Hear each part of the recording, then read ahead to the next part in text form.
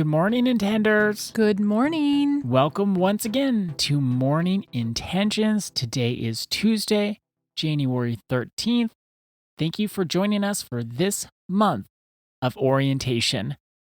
Annette, you mentioned yesterday that our personal development is our own responsibility, that we can't put that on someone else. Of course, we can ask for support and help, but it still comes back to it's up to us when we're on this journey of personal development. The important part of what you just said is that, yes, it's our responsibility.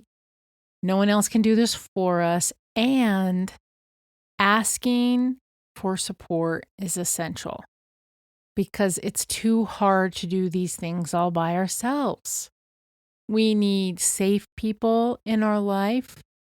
We need safe environments so that we'll always go back to the nervous system so that we have this sense of safety and we can relax.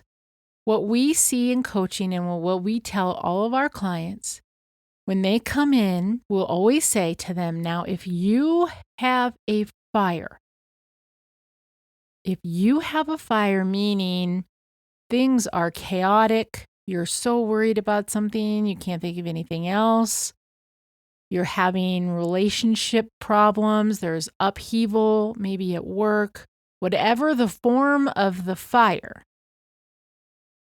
When you come in for coaching, and those of you that go to therapy, or those of you that have a dear friend that you help process with one another, when you go to your support system, whoever that is, and you have a fire, it's very difficult to think about anything else except your fire. So one of the important aspects of orientation is that it begins with safety. We must feel emotionally safe. And the safety is in our nervous system. So if we have a lot of anxiety, we're not feeling safe. If we're deep in grief, we're not feeling safe. If we can't sit down, go, and we don't characterize ourselves as having anxiety, but we know it's hard to sit down, we don't feel safe. That is a dysregulated nervous system. As we start with orientation and understand that, yes, it's our responsibility. Yes, it's our responsibility to reach out for support. Please keep in mind, overarching is that orientation begins with safety. We can be married to people for decades. We can have adult kids. We can have friendships. That doesn't equate to feeling emotionally safe with the person. We can be married for 20, 30 years and not feel emotionally safe. We can have people in our lives, and I said adult children because we do see this a lot in coaching. Just because you gave birth to someone, they grew up to be an adult, doesn't mean that you feel emotionally safe with them. Just because you are somebody's child doesn't mean that as an adult you feel emotionally safe with them. Dear friend, for many years, well, maybe you started drifting apart. You see one another. People change. You can know someone since the 1980s and not be emotionally safe with them. So we really want to get clear about what is safety and understand that orientation starts with safety. Here's the question then. What is safety? And we might think of, well, somebody's yelling at me. That's not safe. Somebody is physically harming me. Of course, that's not safe. Those are the obvious ones. But there's a lot of emotional struggles that people go through because maybe on the outside, people wouldn't understand that it's not safe, but we feel it inside of our bodies. So remember yesterday, we brought up the concept of having your own inner compass. Our inner compass, you can think about that as internal signals to help us and help us to navigate through life. Some have had the experience of, yes, they've had an inner compass, but maybe the environment wasn't safe enough that they could actually listen to their inner compass. The work in situations like that is that we need to learn to trust our inner compass again. We can shut a lot of this off if the world hasn't felt safe. And we feel safety in our bodies. It's not intellectual, because we can look at a situation, we could say, well, the person's never hit me. The person's still married to me. Our house is in order. No, that doesn't make safety. Safety is, how do I feel in my body? An excellent book is The Body Keeps the Score by Bessel van der Kolk. It's a tough read, especially if you haven't done much healing work. To just start reading that book is tough. I wouldn't recommend that unless you do have a strong support system with you and you've done some processing of trauma. That is a wonderful resource, though.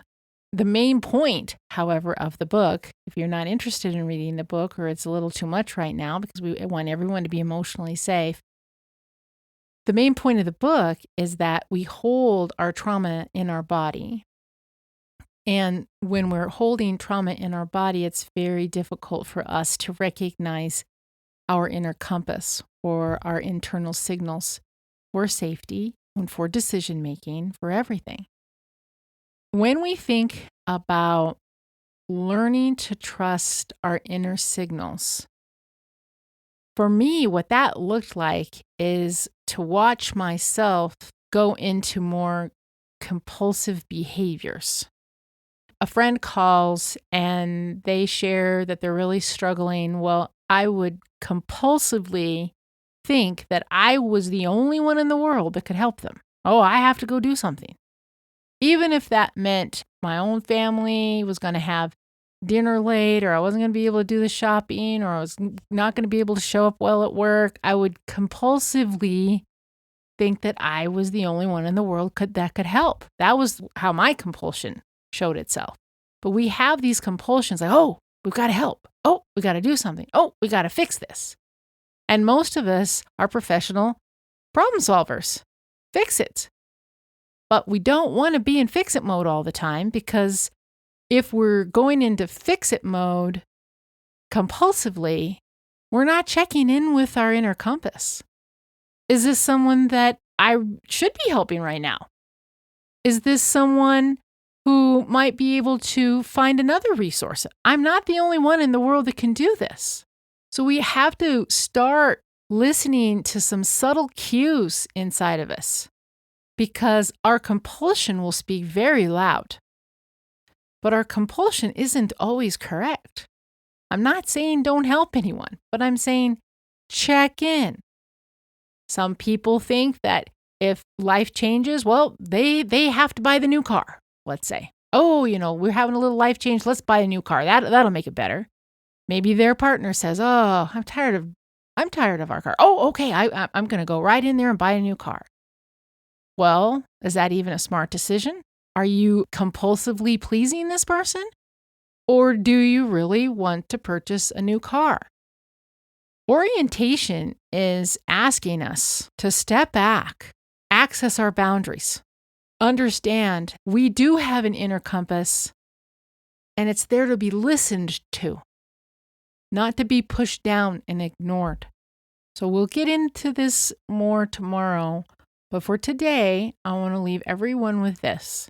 Weight, feeling heavy about something, that's information. Ease is a form of guidance. So weight is telling us something. Ease is telling us something. And we feel those in our bodies.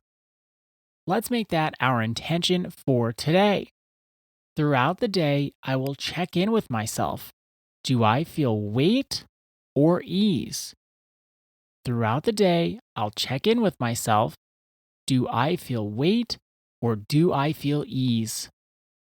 Thank you so much for joining us today. Our day is better because you are part of our day. See you tomorrow. See you then.